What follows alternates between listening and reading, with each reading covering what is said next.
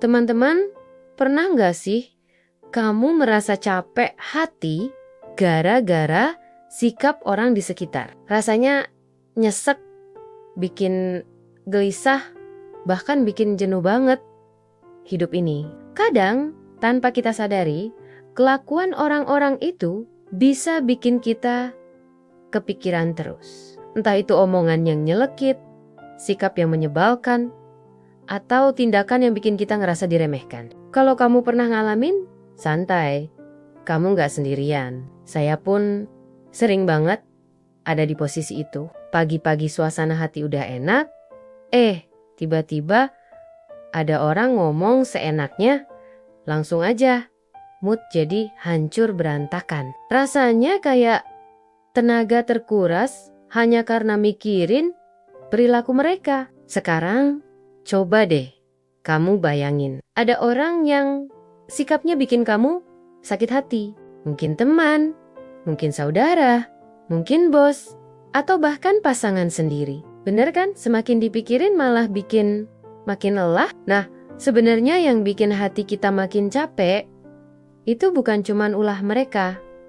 Ada sesuatu yang lebih dalam. Pernah nggak kamu merasa begitu capek sampai dalam hati terlintas, aduh, kayaknya udah nggak sanggup lagi deh menghadapi orang-orang kayak gini. Kalau pernah, jujur aja, saya pun juga pernah. Jadi, kamu nggak sendirian. Tapi, coba kita berhenti sebentar dan bertanya, sebenarnya kenapa sih perilaku mereka bisa bikin kita sebegitu lelahnya?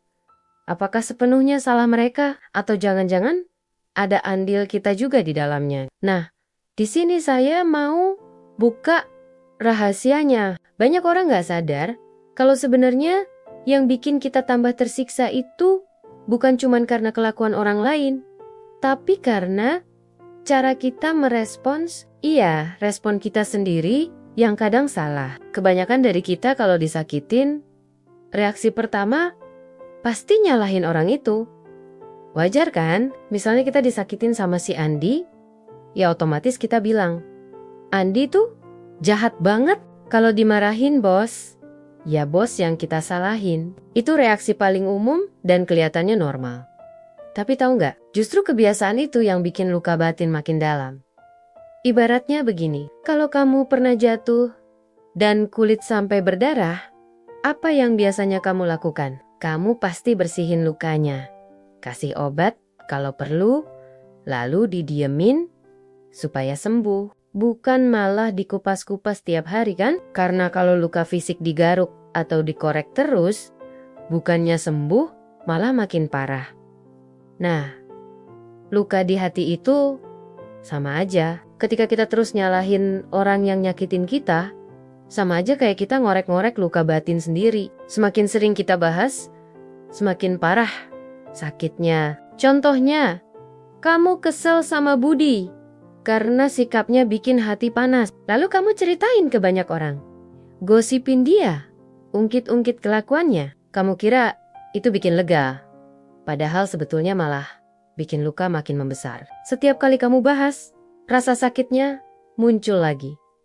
Akhirnya hati kamu sendiri yang jadi capek. Nah, mulai kebayang kan kenapa hati kita sering terasa penuh luka? Karena kita salah cara merespons. Kita sibuk fokus ke orang yang bikin sakit hati, bukannya belajar menenangkan diri. Padahal kalau mau jujur, kita bisa kok memilih sikap yang bikin hati lebih damai. Itulah yang akan kita bahas lebih dalam. Bagaimana caranya menghadapi orang-orang menyebalkan tanpa harus bikin hati tambah luka? Tenang, ada tekniknya, sederhana banget, dan bisa langsung kamu praktekkan. Jadi gini teman-teman, setelah kita ngerti bahwa sumber capek hati itu seringkali justru datang dari diri kita sendiri. Sekarang pertanyaannya, lalu apa yang bisa kita lakukan supaya hati ini enggak makin terluka? Nah, jawabannya adalah dengan mengubah cara kita merespons. Saya punya sebuah teknik sederhana, tapi Ampuh banget. Teknik ini saya sebut dengan nama teknik diam. Karena inti dari teknik ini adalah ketika kita disakitin, kita cukup diam. Bener, diam aja bukannya berarti kita pasrah atau lemah. Tapi karena diam itu ternyata cara paling efektif untuk menghentikan luka hati agar tidak makin parah. Coba deh, bayangin. Selama ini kalau ada orang yang bikin kamu sakit hati, apa yang biasanya kamu lakukan? Biasanya kita langsung curhat ke orang lain. Tahu nggak sih? Si Budi tuh nyebelin banget. Kelakuannya bikin gue sakit hati banget deh. Atau kalau nggak, kita ngomel sendiri sambil ngomong. Dasar, orang nggak tahu diri. Keterlaluan banget sih dia. Kelihatannya sih wajar. Tapi sadar nggak? Setiap kali kamu ngomong begitu, hati kamu makin sakit. Karena setiap kata yang keluar justru bikin kamu mengulang lagi rasa kesal itu. Nah, teknik diam ini ngajarin kita untuk stop ngomongin hal-hal yang bikin luka hati makin dalam. Begitu ada orang yang nyakitin kamu, jangan diceritain, jangan diomongin, apalagi diulang-ulang. Cukup tarik napas, diam, lalu dalam hati bilang, oke, udah, gitu aja. Kenapa harus begitu? Karena sama seperti luka fisik, luka hati pun butuh didiamin dulu. Kalau luka di kulit kamu garuk-garuk, pasti tambah parah. Kalau luka hati kamu bahas terus, hasilnya juga sama, makin nyeri. Makanya, diam itu obat pertama. Kamu nggak perlu menghabiskan energi dengan ngomongin mereka. Karena, jujur aja, orang yang bikin kamu sakit hati, seringkali nggak peduli pun dengan apa yang kamu rasakan. Jadi ngapain capek-capek mikirin dan ngomongin mereka. Contohnya gini, kamu nggak suka sama seorang tokoh publik. Setiap kali lihat dia muncul di TV, kamu langsung emosi, ngomel-ngomel ke orang sekitar. Ya ampun, orang itu bikin negara jadi rusak. Dia tuh bla bla bla. Nah, apa yang terjadi? Bukannya lega, justru kamu tambah kesal. Kamu bikin hatimu sendiri kotor dengan emosi yang gak ada habisnya. Padahal orang itu ya tetap aja jalan hidupnya, gak terpengaruh sama omonganmu. Maka dari itu, teknik diam ini penting banget dipraktikkan. Mulai sekarang, kalau ada orang yang nyakitin, cukup diam. Jangan bahas, jangan gosipin, jangan curhatin ke semua orang.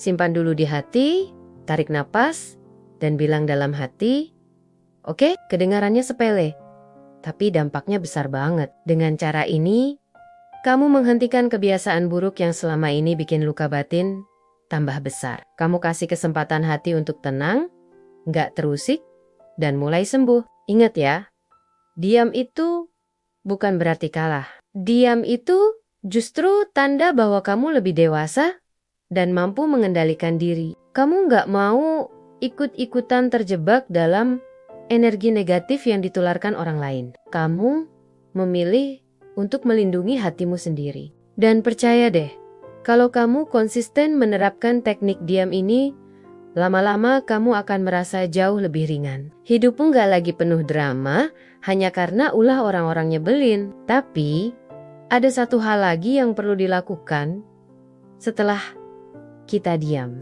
Karena kalau hanya diam, luka di hati memang gak tambah parah. Tapi rasa kesalnya masih ada. Jadi kita butuh obat tambahan untuk benar-benar menyembuhkan hati. Apa itu? Obatnya sederhana, tapi ampuh banget. Doakan orang yang menyakitimu. Nah, teman-teman, tadi kita sudah sepakat ya kalau langkah pertama untuk menyembuhkan hati adalah diam. Jangan bahas, jangan gosipin. Cukup tarik napas dan bilang dalam hati. Oke, itu udah jadi awal yang bagus banget. Tapi jujur aja, meskipun kita diem, rasa sakit hati itu sering masih tertinggal. Ada rasa kesal yang nyangkut di dalam dada. Ibarat luka fisik, kalau cuma didiemin tanpa diberi obat, ya memang bisa sembuh, tapi lebih lama dan seringnya masih terasa perih. Nah, supaya luka batin ini benar-benar pulih, kita butuh obat tambahan. Obat itu adalah mendoakan orang yang menyakiti kita. Kedengarannya aneh ya, kita udah disakitin, malah disuruh mendoakan kebaikan buat mereka. Rasanya gak adil banget, tapi percayalah, justru disitulah letak rahasianya. Kenapa doa bisa jadi obat hati? Karena dengan mendoakan orang yang menyakitimu, kamu melepaskan energi negatif yang selama ini menempel di hatimu. Kamu tidak lagi mengikat dirimu dengan kebencian. Sebaliknya, kamu menggantinya dengan ketenangan dan kelapangan hati. Contoh nih, misalnya ada temanmu bernama Budi. Tanpa alasan jelas, dia berbuat sesuatu yang bikin kamu sakit hati. Kamu kesel banget, pengen marah, pengen balas dendam. Tapi ingat, teknik tadi, kamu diam, gak ngomongin dia ke siapa-siapa. Setelah itu, langkah berikutnya adalah kamu pejamkan mata sebentar, lalu doakan dia dengan doa sederhana. Ya Tuhan, tolonglah sahabat saya Budi. Dia tidak tahu apa yang dia lakukan. Tuntunlah dia ke jalan yang benar. Berikan dia petunjuk, berikan dia hidayah, agar hatinya tenang. Kasihani dia, ya Tuhan, dan bimbing dia supaya tidak mengulangi kesalahan. Hanya dengan doa itu aja, ajaib banget rasanya. Pelan-pelan, hatimu akan terasa lebih ringan. Rasa kesal yang tadi mendominasi, mulai mencair, berganti dengan ketenangan. Kamu akan ngerasa kayak ada beban yang terangkat dari dada.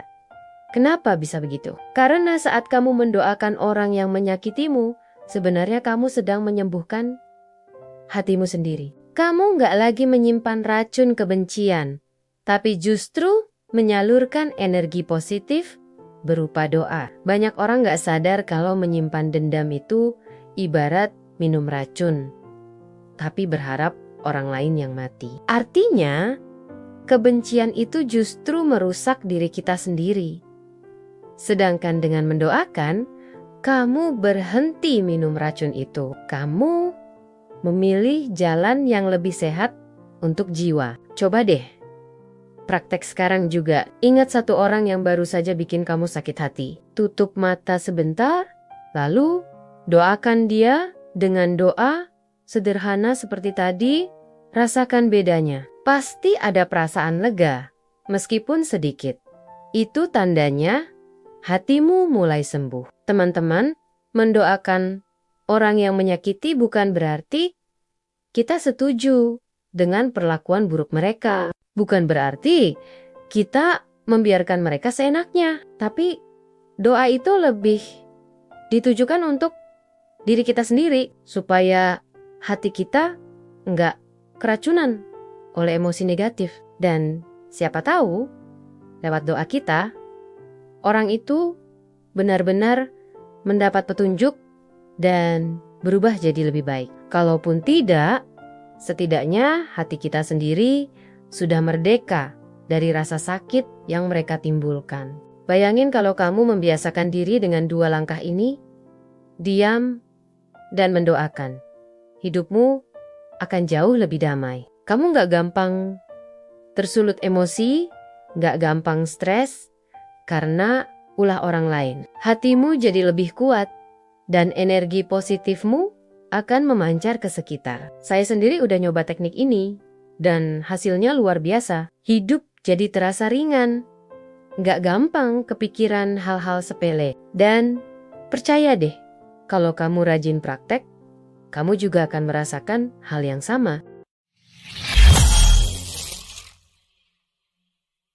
Teman-teman, dari tadi kita sudah ngobrol panjang soal satu hal penting, bagaimana caranya menghadapi orang-orang yang suka bikin hati kita capek. Kita sudah belajar bahwa ternyata yang membuat hati kita tambah luka itu bukan semata-mata ulah mereka, tapi juga cara kita merespons. Selama ini kita sering berpikir, kalau ada orang yang nyakitin, wajar dong kita marah, ngomel, atau cerita ke banyak orang. Rasanya kayak lega sesaat. Tapi kenyataannya justru itu yang bikin luka hati makin dalam. Sama seperti luka fisik yang digaruk terus, luka batin juga makin parah kalau kita bahas terus. Makanya, langkah pertama yang harus kita lakukan adalah diam. Begitu ada orang bikin sakit hati, jangan buru-buru ngomong kesana sini, jangan diulang-ulang. Di kepala, tarik napas, diam, dan bilang dalam hati, oke, udah, cukup. Dengan diam, kamu memberi kesempatan hati untuk berhenti terluka. Kamu tidak menambah racun baru. Kamu melindungi dirimu dari kebiasaan buruk yang seringkali justru merugikan diri sendiri. Tapi kita juga sepakat kalau hanya diam saja tidak cukup. Rasa kesalnya sering masih tersisa. Karena itu kita perlu langkah kedua, yaitu mendoakan orang yang menyakiti kita. Doa ini bukan untuk mereka semata, tapi lebih untuk kita sendiri. Dengan berdoa, hati kita jadi lebih lapang. Kita berhenti menyimpan kebencian yang hanya akan meracuni jiwa. Kita memilih untuk melepaskan beban dan menggantinya dengan energi positif. Coba bayangin hidupmu kalau dua teknik ini jadi kebiasaan. Setiap kali ada orang yang nyakitin, kamu nggak lagi sibuk curhat ke banyak orang. Kamu cukup diem, lalu mendoakan mereka dalam waktu singkat, hatimu lebih tenang. Kamu gak gampang stres, gak gampang marah, dan gak gampang terbawa emosi negatif. Bahkan lama-lama kamu akan menyadari sesuatu yang lebih besar. Ternyata kebahagiaan kita sama sekali gak ditentukan oleh sikap orang lain. Kebahagiaan kita ditentukan oleh bagaimana kita menjaga hati sendiri. Orang boleh berbuat seenaknya. Dunia boleh nggak selalu adil, tapi kita selalu punya pilihan. Mau ikut-ikutan tenggelam dalam kebencian, atau memilih untuk tetap tenang dan damai. Dan dengan dua langkah sederhana tadi, kamu bisa memilih jalan yang kedua. Saya pribadi sudah membuktikan, dan hasilnya luar biasa. Hidup jadi terasa lebih ringan. Saya nggak lagi mudah kehabisan energi hanya karena ulah orang lain. Dan saya yakin kalau kamu praktek dengan konsisten, kamu juga akan merasakan keajaibannya. Jadi, mari kita simpulkan sekali lagi ya, supaya jelas. Kalau ada orang nyakitin hati, jangan dibahas. Jangan digosipin. Diam aja. Cukup tarik napas dan bilang, oke. Setelah diam, doakan orang itu. Doakan dengan tulus, supaya mereka diberi petunjuk, diberi hidayah, diberi kebaikan. Itu aja.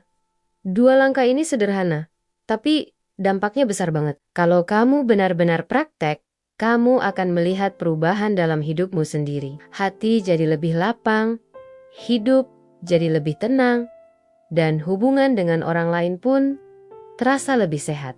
Nah teman-teman, sekarang pilihannya ada di tanganmu. Mau terus mengorek luka hati dengan menyalahkan orang lain, atau mau mulai sembuh dengan cara yang sederhana tapi efektif ini? Kalau saya tentu pilih sembuh, dan saya harap kamu juga begitu. Kalau kamu merasa narasi ini membuka pikiranmu, coba bagikan juga ke orang lain. Siapa tahu ada sahabat, keluarga, atau orang terdekatmu yang juga butuh belajar cara menjaga hati agar tetap tenang. Karena kadang hal kecil seperti ini bisa jadi pertolongan besar buat mereka.